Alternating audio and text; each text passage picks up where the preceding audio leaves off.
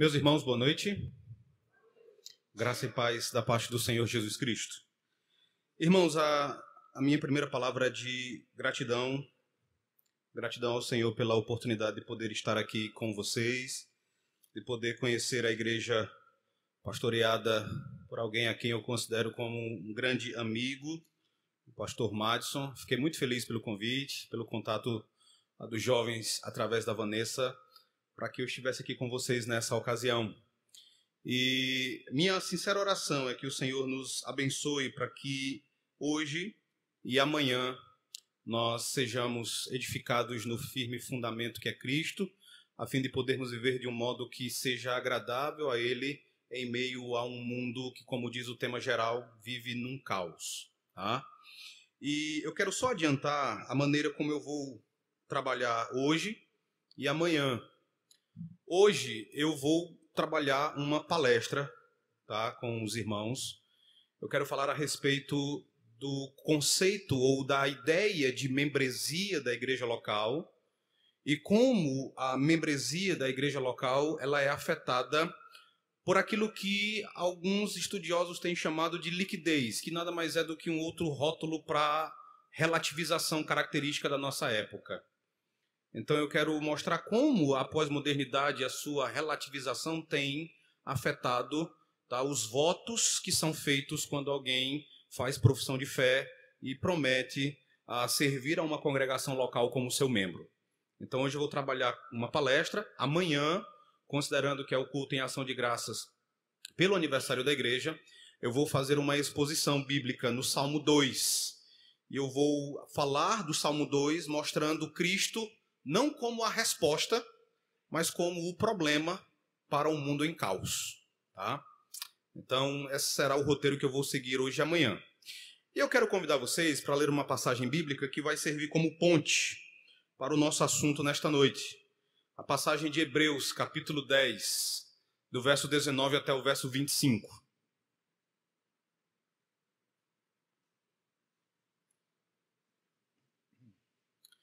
Hebreus, capítulo 10, do verso 19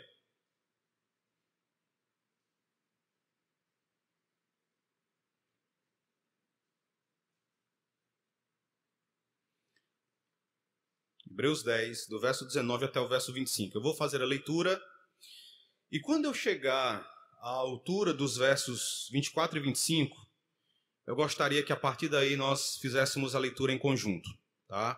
Todos a uma só voz. Diz assim a palavra de Deus. Tendo, pois, irmãos, intrepidez para entrar no Santo dos Santos pelo sangue de Jesus, pelo novo e vivo caminho que ele nos consagrou pelo véu, isto é, pela sua carne, e tendo grande sacerdote sobre a casa de Deus, aproximemo-nos com um sincero coração, em plena certeza de fé, tendo o coração purificado de má consciência e lavado o corpo com água pura. Guardemos firme a confissão da esperança, sem vacilar, pois quem fez a promessa é fiel. Todos. Consideremo-nos também uns aos outros, para nos estimularmos ao amor e às boas obras. Não deixemos de congregar-nos, como é costume de alguns. Antes, façamos admoestações, e tanto mais quanto vedes que o dia se aproxima. Amém. Meus irmãos, o nosso tema geral é o Evangelho de Cristo em um mundo de caos. E a partir desse tema, eu gostaria de abordar uma questão bem específica, relacionada à nossa cultura pós-moderna e, de um modo bem específico, ao nosso relacionamento com a nossa igreja local. Um relacionamento que tem, de maneira intensa, sido afetado e prejudicado pelo relativismo ou, para fazer o uso de um conceito popularizado há alguns anos, pela liquidez. Então, nesta ocasião, eu gostaria de lhes falar a respeito da liquidez dos nossos votos de membresia numa igreja local. E eu vou começar observando primeiramente a doutrina que pode ser extraída dessa passagem de Hebreus capítulo 10, especificamente os versículos 24 e 25. Logo em seguida, eu vou falar um pouco sobre o nosso contexto, sobre como anda o nosso relacionamento com a nossa igreja local, a igreja onde nós congregamos, e como hoje em dia tem se tornado muito fácil ficar pulando de igreja em igreja. E qual é a raiz disso? Para logo em seguida falarmos a respeito de quando é que é justo, quando é que é correto, quando é que é piedoso quebrar os votos que um dia nós fizemos numa igreja local. Então, de olho aí na passagem de Hebreus no capítulo 10, eu peço que os irmãos observem o que o autor nos diz nos versos 24 e 25, que eu os lerei novamente. O autor diz assim: consideremo-nos também uns aos outros, para nos estimularmos ao amor e às boas obras. Não deixemos de congregar-nos como é costume de alguns. Antes, façamos admoestações, e tanto mais quanto vedes que o dia se aproxima. Sempre que nós lermos qualquer trecho da carta aos Hebreus, nós devemos ter em mente qual era a situação das pessoas que receberam essa carta. Como você pode ver a partir do título da epístola, quem recebeu essa carta foi um grupo de hebreus que haviam chegado à compreensão de que Jesus era o Cristo. Então aqui você tem um grupo de judeus que havia crido no Senhor Jesus Cristo, havia chegado à fé de que Jesus, filho de Maria, era de fato filho de Deus, o Verbo encarnado. Ocorre que esse grupo de judeus, ele enfrentava, na ocasião em que esta carta foi escrita, uma dupla perseguição. Esse grupo de judeus era perseguido pelo Estado, pelo Império, que confiscava as suas propriedades, que proporcionava a esse grupo diversas opressões. Se você ler, por exemplo, no capítulo 10, a partir do verso 34, você vai ver que o autor fala de como os bens desses hebreus eram expoliados, de como os seus bens eram confiscados, de como eles eram colocados sob intensa ou debaixo de intensa pobreza. Então a primeira perseguição enfrentada por eles era a perseguição movida pelo império. Mas havia uma segunda perseguição. A perseguição movida pelos seus compatriotas. A perseguição movida por outros judeus, que os perseguiam justamente em função da sua fé em Cristo e que desejavam fazer com que eles abandonassem a fé cristã e retornassem ao judaísmo. Se você observar, você vai perceber que a preocupação do autor aos Hebreus é falar sobre a superioridade da fé cristã em relação a tudo aquilo que é característico da fé judaica. Isso porque os judeus olhavam para os seus compatriotas cristãos e diziam algo mais ou menos assim: a religião de vocês é sem graça. Vocês não têm templo. Vocês se reúnem nas casas uns dos outros. Vocês não têm sacrifícios. O máximo que vocês têm é uma refeição à base de pão e vinho. Vocês não têm um sumo sacerdote, vocês têm apenas um pregador. E é por isso que o autor ele vai se preocupar em mostrar que, de fato, nós não sacrificamos todos os dias, mas nós temos um sacrifício perfeito, capaz de fazer aquilo que nenhum sacrifício de touros e nenhum sacrifício de bodes é capaz de fazer. É por isso que ele vai dizer que o sangue de touros, o sangue de bodes, nunca removeu pecado nenhum. Mas o sangue de Cristo, derramado de uma vez por todas, foi capaz de fazer isso. Ele vai dizer que Cristo é o nosso templo, Ele é Emanuel, Ele é a habitação de Deus com o seu povo. Ele vai mostrar que agora a casa de Deus é a igreja na qual o Espírito Santo fez a sua morada. Ele vai mostrar que Cristo é superior a Moisés, Cristo é superior aos levitas, Cristo é superior a tudo.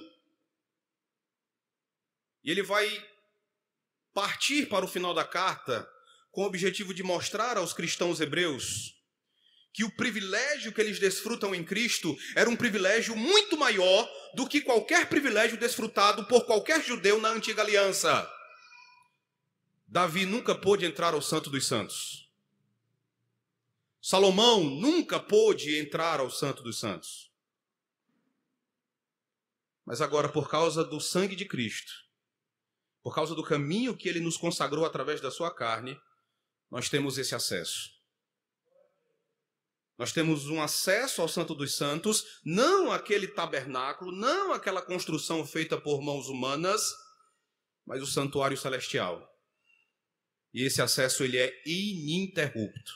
Aquilo que judeus de gerações passadas nunca puderam desfrutar, agora, por causa de Cristo, nós podemos desfrutar. E quando ele fala sobre isso aqui no capítulo 10, a partir do verso 19, ele vai apresentar aos seus leitores um conjunto de 3 exortações. A primeira que você pode observar, peço que você olhe para o texto, aparece no verso 22. Quando ele vai dizer: uma vez que Cristo fez tudo isso em nosso benefício, uma vez que Cristo é tudo isso, aproximemo-nos de Deus, aproximemo-nos do Santo dos Santos, preenchendo algumas qualificações para podermos desfrutar dele: plena certeza de fé, coração purificado de má consciência e um coração sincero. A segunda exortação é a do verso 23, quando ele vai dizer: guardemos firme a confissão da esperança sem vacilar, pois quem fez a promessa é fiel. A terceira exortação, ela aparece aí no verso 24, quando o autor vai dizer: consideremos-nos também uns aos outros para nos estimularmos ao amor e às boas obras. Você vai olhar para mim e vai dizer o seguinte: pastor, só que o verso 25 também é uma exortação. Então aqui nós não temos 3, nós temos 4 exortações. Você olha para o verso 25, e se a sua tradução for a revista e atualizada, você vê o verso 25 como, de fato, um mandamento: não deixemos de congregarmos. Mas aqui no verso 25 você não tem uma outra exortação. O verso 25, entenda, ele nada mais é do que a continuação da exortação apresentada no versículo anterior.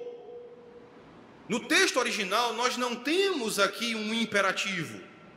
O que nós temos aqui no verso 25 é um particípio que vai qualificar a ordem que é dada no verso 24. O que isso quer dizer na prática? Quando ele chega diante dos seus leitores e diz: consideremos-nos também uns aos outros para nos estimularmos ao amor e às boas obras, o que ele vai nos ensinar é que uma das formas pelas quais nós podemos nos estimular, uma das formas pelas quais nós consideramos uns aos outros e estimulamos uns aos outros ao amor e às boas obras, é não deixando de congregar. Tanto é assim que, se você de repente possuir em mãos a tradução revista e corrigida, você vai ver que a tradução revista e corrigida, ela traduz os versos 24 e 25 estabelecendo essa conexão da seguinte maneira: e consideremos-nos uns aos outros para nos estimularmos à caridade e às boas obras, não deixando a nossa congregação, como é costume de alguns. E isso é provado na prática. Eu não sei se esta igreja local, ao longo da semana ou no meio da semana, ela tem aquilo que normalmente nós chamamos de culto de oração. Quando você vai para o culto de oração na sua igreja, e você vê ali 2, 3, 4 irmãos, você se sente encorajado ou desencorajado? Quando você chega para o culto na sua igreja, no dia do Senhor, no domingo, e você de repente sabe que muitos irmãos não se fizeram presentes, e você até conhece a motivação de alguns para essa ausência, ou seja, simplesmente não foram, arrumaram outra coisa mais interessante para fazer, você se sente encorajado ou desencorajado? Então essa é uma maneira de nós nos estimularmos uns aos outros. É não deixando a nossa congregação. E você vai olhar para o texto e vai dizer: pastor, só que aqui o contexto dessas pessoas é um contexto completamente diferente. Eles não tinham uma multiplicidade de igrejas locais ou de denominações ou de congregações que eles pudessem frequentar. Hoje pode ser simplesmente que alguém não esteja aqui, mas esteja visitando outra igreja. Ou pode ser também que alguém não tenha necessariamente apostatado, mas tenha simplesmente mudado de igreja. E sim, de fato, o contexto é completamente diferente. Nós não vivemos sob perseguição. Mas eu quero que vocês entendam, meus irmãos, que o que leva as pessoas a não apenas deixarem de participar dos cultos aos domingos, mas o que leva as pessoas a abandonarem as suas congregações locais em muitos lugares e ficarem pulando de igreja em igreja, é pecado. É o pecado. E assim como o pecado da apostasia tentava aqueles primeiros cristãos,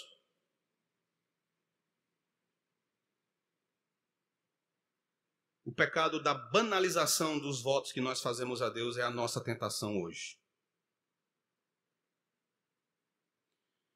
E é sobre isso que eu quero falar a vocês. Eu quero falar um pouco sobre o nosso contexto atual.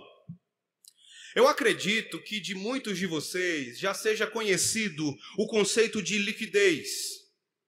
Um conceito utilizado por um sociólogo polonês chamado Zygmunt Bauman. E quando ele fala da liquidez da modernidade ou da modernidade líquida, ele vai falar que as relações humanas, elas passaram a experimentar uma drástica mudança durante a pós-modernidade. Essa pós-modernidade é o que vai ser chamado por ele de modernidade líquida. Bauman vai afirmar que ideologias fortes ou ideologias sólidas, características da modernidade, deram lugar a ideologias líquidas, que são caracterizadas pela fragilidade, pela incerteza e até mesmo pela inevitabilidade de rompimento. Ele vai dizer, os líquidos, diferentemente dos sólidos, não mantêm a sua estabilidade, não mantêm a sua forma com facilidade. Os fluidos não se atêm muito a qualquer forma e estão constantemente prontos e propensos a mudá-la. Então essa liquidez, característica da nossa época, irmãos, ela atinge todos os aspectos da existência do ser humano. Ela atinge todos os aspectos da nossa vida. A vida em si mesma é fortemente influenciada. Bauman vai dizer que a vida líquida é uma vida precária, vivida em condições de incerteza constante. Uma consequência dessa liquidez é que os nossos relacionamentos, eles também vão ser caracterizados por esta fluidez. Como assim? Tente recordar.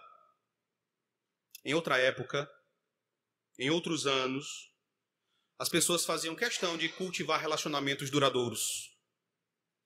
As pessoas faziam questão de cultivar relacionamentos profundos.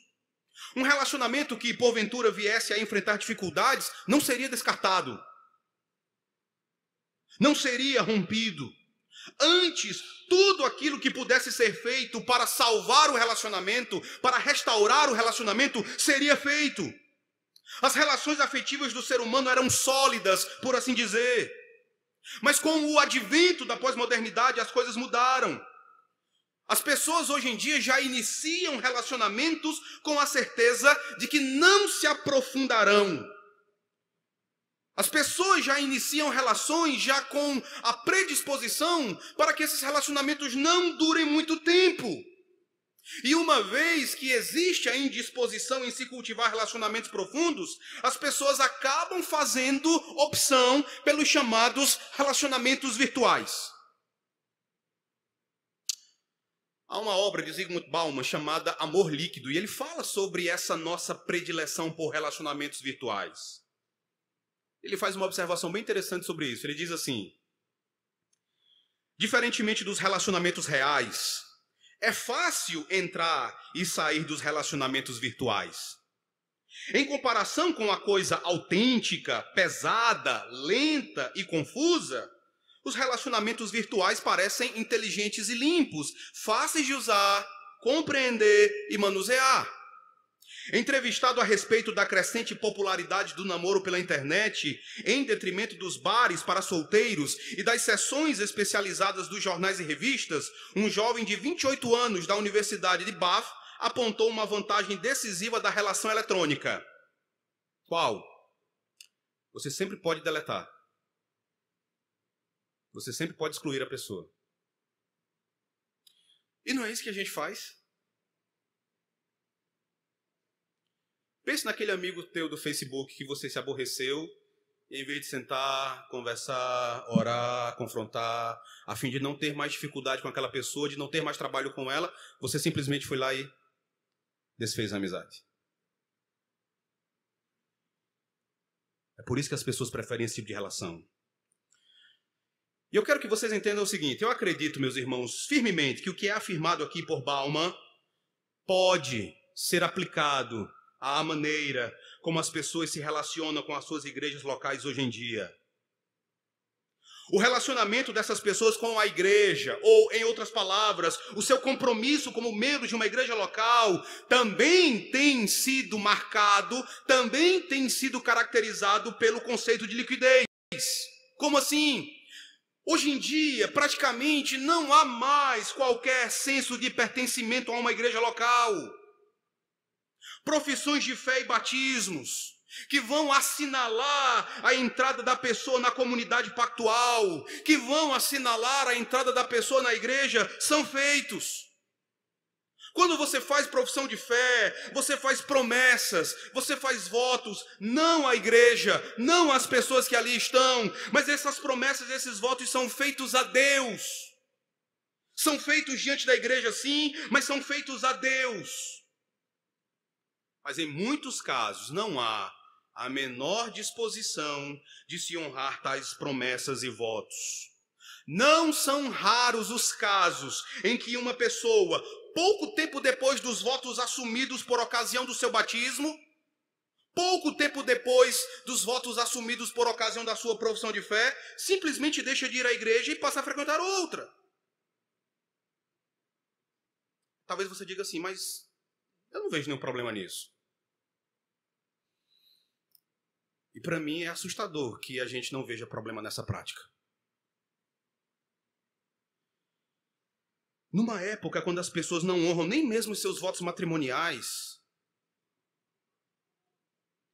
não é de admirar que elas se vejam indispostas a honrarem os votos que como membros daquela igreja um dia fizeram. Uma vez que muitas pessoas casam imbuídas daquela mentalidade que vai dizer assim, se não der certo, se larga. Se não der certo, separa, é só separar. Essas pessoas também vão assumir compromissos, elas também vão fazer votos de membresia, dispostas a quebrarem esses votos tão logo a igreja deixe de lhes satisfazer.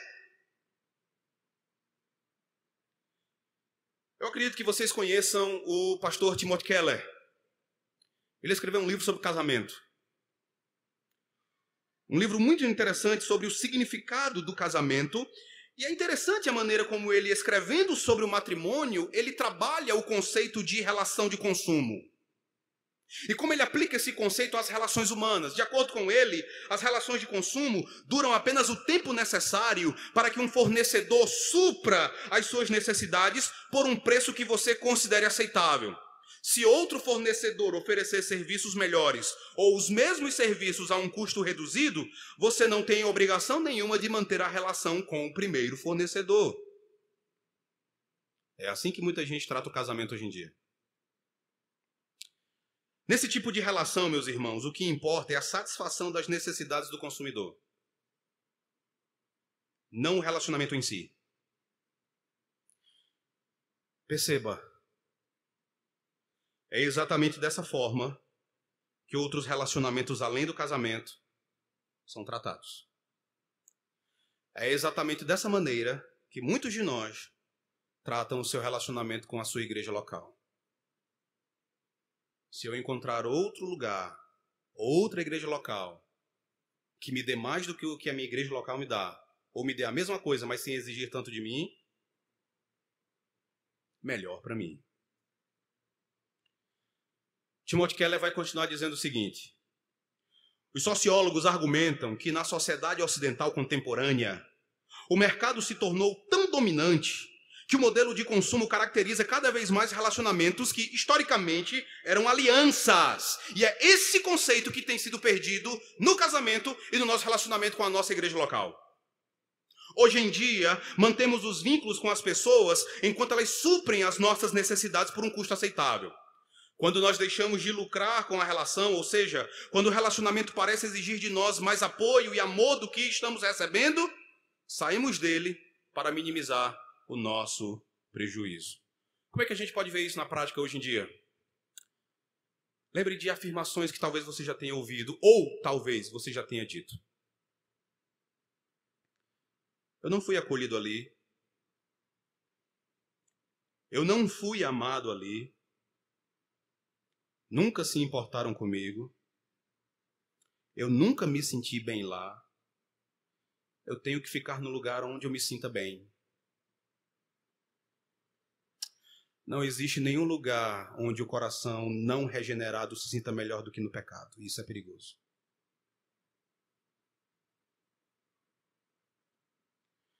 Essas afirmações, irmãos, são amostras dessa mentalidade apontada por Keller. Elas evidenciam uma compreensão extremamente narcisista, egoísta, acerca da igreja e do seu papel em relação à pessoa. E talvez você pergunte o seguinte: então, não existem razões que justifiquem a saída de uma pessoa de uma igreja local? Ou quando é que é lícito, então, abandonar uma congregação local e procurar outra? Existem razões que justificam essa decisão. É claro que existem razões que tornam correto que uma pessoa deixe uma determinada igreja. Da mesma forma como quando você lê a Escritura, você percebe que existem pelo menos duas razões que vão permitir, entenda a distinção, não é uma ordem, é uma permissão para que alguém se divorcie do seu cônjuge.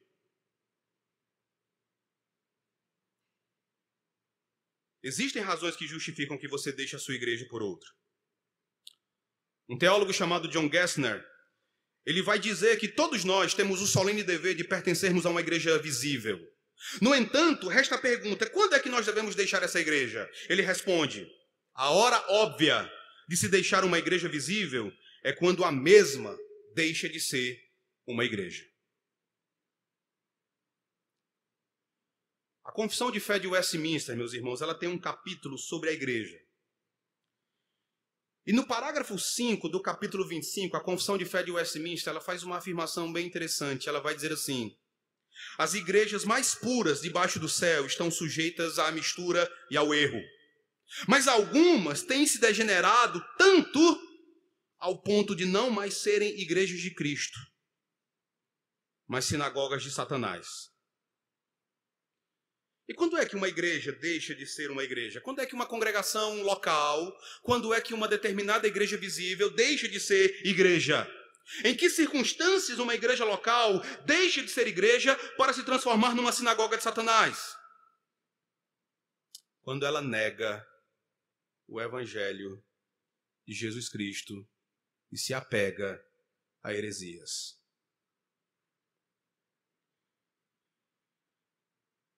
Um teólogo chamado Chad Van Dixhoorn, ele comenta essa afirmação da confissão de fé e ele vai dizer que isso acontece quando uma igreja ela se permite se envenenar de modo irremediável pelo erro. Quando isso acontece, ela já não é mais igreja de Cristo. É quando pastores que uma vez pregaram a Escritura, que uma vez expuseram o evangelho às suas ovelhas, de repente abandonam o evangelho para se apegarem à mais nova metodologia ou à mais nova estratégia de crescimento de igreja, que não tem fundamentação na Escritura, mas que prima tão somente pelo crescimento. É quando o pastor deixa de ser um expositor para ser um pragmático, em busca apenas de resultados visíveis, resultados numéricos. É quando o pastor deixa o aconselhamento bíblico, quando ele deixa a pregação das Escrituras para se apegar a visões.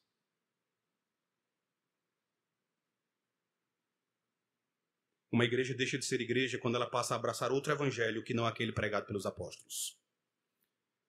Veja o que Paulo diz sobre esse tipo de gente. Abra sua Bíblia na carta aos Gálatas, capítulo 1, verso 8 e verso 9.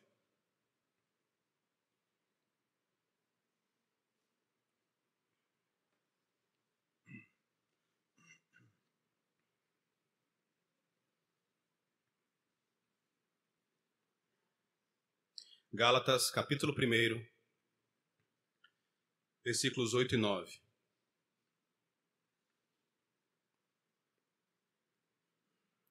Vamos ler todos juntos? Diz assim: mas, ainda que nós mesmos, ou mesmo um anjo vindo do céu, vos pregue evangelho que vá além do que vos temos pregado, seja Assim como já dissemos e agora repito, se alguém vos prega evangelho que vá além daquele que recebeste, seja maldito. Irmãos, uma igreja local e até mesmo uma denominação deixa de ser igreja quando, por exemplo, abraça o demoníaco liberalismo teológico e todas as suas implicações, como a ordenação de homossexuais ao sagrado ministério. Quando este é o caso, é piedoso até que você deixe essa igreja. Mas em outros casos, pastor, certamente nós jamais devemos deixar uma igreja antes que o próprio Cristo exija. Se Cristo não nos separar dessa igreja, não nos atrevamos a separar-nos dela. Se Ele nos separar, não nos atrevamos a permanecer ali. Mas que situações é que nós vemos hoje na igreja e que levam as pessoas a se separarem da sua igreja local? Eu quero pensar aqui em algumas situações. Quando eu cheguei na igreja do Cruzeiro do Anil, a mocidade, a juventude lá era bem interessante. Todos os jovens eram casados e com filhos. As reuniões de mocidade lá pareciam mais encontro de casais do que outra coisa. Mas a partir de 2015, os jovens começaram a chegar. Até então eu não tinha dificuldade com namoro na igreja. De lá para cá eu tenho. Um casal de namorados, ele põe fim no namoro. O que vai acontecer em seguida? Um dos dois decide sair da igreja. Para não ter que ver o outro. Para não ter que congregar com o outro ali. Para não encontrar mais o ex. Um membro da igreja é disciplinado por causa de um pecado cometido. Ele decide então deixar a igreja e procurar uma que o receba da maneira como ele está. Termina o mandato de um determinado pastor naquela igreja local, ele assume o pastorado de outra igreja, e então vários membros da antiga igreja resolvem deixá-la, a fim de seguirem o seu pastor aonde quer que ele vá. A pregação do novo pastor, conquanto fiel, não agrada a algumas pessoas, então elas rompem a membresia da igreja e procuram uma igreja onde a pregação do pastor ali lhe seja agradável. Uma família resolve deixar a igreja depois de muitos anos, afirmando não ter sido acolhida, amada, assistida por aquela igreja. E eu já me deparei com um caso desse. Um casal resolve sair da igreja, me procura e eu questiono, porque o que levou vocês a tomarem essa decisão? E eles dizem assim, não, porque aqui nós não fomos acolhidos. Eu havia chegado recentemente nessa igreja. E eu perguntei, há quanto tempo vocês congregam aqui? O marido respondeu, há 8 anos. Eu disse, cara, conseguiste passar 8 anos numa igreja que não acolheu vocês? Ou você mente? Ou você foi irresponsável por permitir que sua família não fosse pastoreada durante todos esses anos? E no final das contas era mentira. Uma família resolve deixar a igreja depois de muitos anos porque passou a ter discórdia com outra família e em vez de resolver a questão pela cruz, em vez de resolver a questão pelo arrependimento, prefere a cisão. Um membro da igreja, contrariado por uma decisão da mesa diretora da congregação e insatisfeito, ele abandona a igreja e procura outra. Ou ainda, um membro da igreja fica aborrecido por uma correção pastoral. O que se segue é o rompimento dos vínculos com a igreja. Irmãos, existe quase que uma infinidade de razões tolas, egoístas, fúteis e pecaminosas pelas quais nós quebramos os nossos votos hoje em dia. E piora quando pastores de outras igrejas locais, destituídos de qualquer senso ético, contribuem com esse tipo de coisa ao estimularem esse comportamento. Não há nos nossos dias a menor disposição de se permanecer numa igreja local, ainda que a sua pregação, ainda que o exercício da disciplina sejam fiéis e a administração dos sacramentos esteja correta. Interessante, estas eram as marcas de uma verdadeira igreja durante o tempo da reforma e que nos foram legadas pelos reformadores. Era esse o critério que era utilizado antigamente, era dessa maneira que as pessoas procuravam um lugar para congregar. Hoje em dia, se o estacionamento é amplo, se o sistema de som é bom, se o berçário é organizado, Se o pastor prega só 20 minutos. Eu não sei quantos de vocês aqui conhecem aquele livro Uma Igreja com Propósitos, escrito pelo pastor Rick Warren. Eu achei interessante que naquele livro ele anexou o modelo do convite que ele usava, não sei se ainda usa, para convidar as pessoas para a sua igreja. Ele vai dizer algo mais ou menos assim: cansado dos cultos tradicionais em que a pregação é longa e enfadonha? Cansado daqueles bancos desconfortáveis nos quais as suas costas ficam doendo? Cansado de uma igreja com um sistema de som que não é bom e fica reverberando e dando microfonia? Seus problemas se acabaram. Chegou a Saddleback Valley Church. Chegou a Saddleback Valley, uma igreja que pensa em você, pronta para atender todas as suas necessidades. Isso parece propaganda de um produto. Interessantemente, é isso que muita gente tem procurado. E muita gente tem deixado igrejas fiéis, pastores fiéis, por essas razões. Irmãos, eu ouço inúmeras histórias de uma época quando as pessoas e as famílias, elas estavam dispostas a permanecerem em suas igrejas locais, independentemente de qualquer coisa. Quando algum membro da família era disciplinado, a última coisa que passava pela mente da família era romper os votos assumidos no dia da profissão de fé.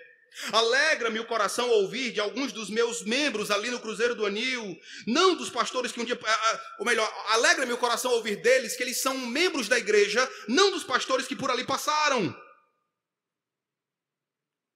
Mas para muita gente isso é diferente. O que importa é se a igreja atende às expectativas do indivíduo. O que interessa para a pessoa é se a igreja local a serve. Ela não deseja servir, ela não se preocupa tanto com isso, ela quer ser servida. Ela está ali para ser bajulada, agradada. Ali ela não pode ter as suas expectativas frustradas. Ali ela não pode ter os seus anseios negados. Ali ela tem de ser o centro. Ir contra as expectativas dessa pessoa pode significar perdê-la. E eu fico me perguntando, até onde essa postura reflete a mentalidade consumista da nossa época? Se uma determinada prestadora de serviço não satisfaz mais você, você vai procurar outra. Se determinada marca de macarrão caiu de qualidade ou aumentou o preço, então basta procurar por outra marca. Há uma ampla variedade de marcas disponíveis no mercado. Tudo visando a sua satisfação. Aquilo que Bauman chama de liquidez e que eu apliquei aqui a maneira como muitas pessoas tratam a sua igreja local, pode ser identificado como um dos conceitos presentes nas Sagradas Escrituras.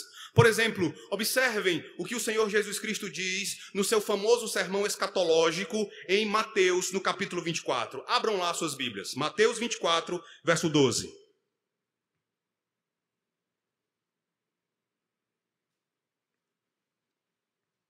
Evangelho de Mateus, capítulo 24, verso 12. Vamos ler todos juntos. Diz assim. Vamos lá? E por se multiplicar a iniquidade, o amor...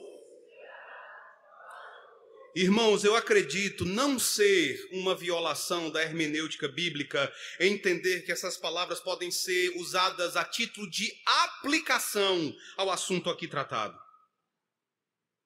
O amor pela igreja local tem esfriado. O senso de pertencimento tem arrefecido no nosso meio. Hoje, a iniquidade fez com que os padrões estejam completamente invertidos. Antigamente, a principal razão de alguém amar uma igreja local era porque ali naquela igreja a verdade era a tônica, a verdade era ensinada, a verdade era pregada. Quando você abre a sua Bíblia na segunda carta do apóstolo João, você vê o apóstolo João falando disso. Ele vai dizer nos versos 1 e 2, o presbítero, a senhora eleita e aos seus filhos, a quem eu amo na verdade, e não somente eu, mas também todos os que conhecem a verdade. E aí ele vai dizer, por causa da verdade que permanece em nós e conosco estará para sempre. João amava aquela igreja local por causa da verdade. As pessoas amavam a igreja por entenderem que ela foi amada por Deus também. Nossos pais na fé reformada amavam uma igreja onde a palavra de Deus era fielmente pregada, onde os sacramentos eram administrados corretamente e a disciplina eclesiástica fielmente exercitada. Eles amavam uma igreja assim, mesmo que ela ficasse localizada em lugares inóspitos, em lugares de difícil acesso. Mas hoje, a verdade ela já não é mais o motivo pelo qual as pessoas amam uma igreja. O critério que determina o amor nos nossos dias é se aquela igreja faz com que as pessoas se sintam bem. Se você abrir a sua Bíblia na segunda carta do apóstolo Paulo a Timóteo, no capítulo 3, você vai encontrar Paulo falando sobre as características dos homens nos últimos dias. E dentre as características apontadas pelo apóstolo Paulo, ele vai dizer que os homens dos últimos dias seriam egoístas e desafeiçoados, sem afeição, sem amor. E falando sobre muitos cristãos professos, na mesma carta, no capítulo 4 e no verso 3, Paulo vai dizer que muitos não suportariam a sã doutrina e se cercariam de mestres que atendessem exatamente aos seus desejos mais egoístas. O que eu quero que vocês entendam, meus irmãos, é que tudo isso é característica de um mundo em caos. E isso precisa ser extirpado do meio das nossas igrejas. Isso precisa ser mortificado no meio do povo de Deus. O pastor batista, Mark Dever, ele vai afirmar que uma das marcas de uma igreja verdadeiramente saudável é um entendimento bíblico acerca do que significa ser membro da igreja. E ele vai nos mostrar que quando você se torna membro de uma igreja, aquela é uma aliança na qual você entra. Um membro de igreja saudável é aquele que é um membro comprometido com a sua igreja local, o que inclui a permanência, o que inclui o senso de pertencimento. E é a minha convicção, irmãos, de que a atual prática prevalecente e frouxa dos nossos dias, ela só poderá ser mudada a partir do ensino sobre uma maior seriedade no momento do exame de algum candidato à membresia da igreja. Eu já tenho dito aos presbíteros da igreja do Cruzeiro do Anil, nós devemos exigir fé das pessoas para que elas se tornem membros da igreja. Mas hoje em dia nós temos facilitado muito, de maneira que as pessoas entram sem o mínimo conhecimento doutrinário e sem a menor disposição de se deixarem gastar em prol do Evangelho.